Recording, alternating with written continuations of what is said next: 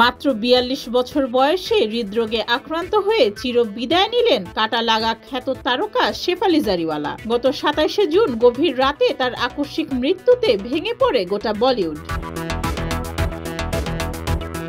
গত বছর ২০২৪ সালে জ্যোতিষী ও পডকাস্টার পারাস ছাবরার এক শোতে অতিথি হয়ে উপস্থিত হয়েছিলেন শেফালি, আর সেখানেই শেফালির মৃত্যু নিয়ে পূর্বাভাস দিয়েছিলেন পারাস।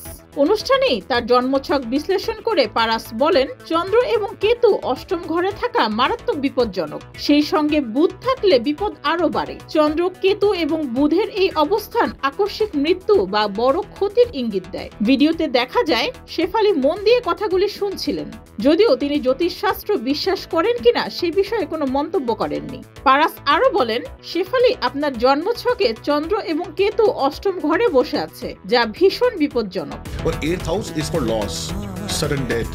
সেই পডকাস্টে শেফালি নিজের জীবনের সংগ্রামের কথাও জানান। মাত্র ১৫ বছর বয়স থেকে তিনি মৃগী রোগে আক্রান্ত ছিলেন। এর ফলে কাটা লাগা গানের মাধ্যমে হঠাৎ জনপ্রিয়তা পেলেও অসুস্থতার কারণে বলিউডে বড় কাজের সুযোগ হারিয়েছিলেন বহুবার।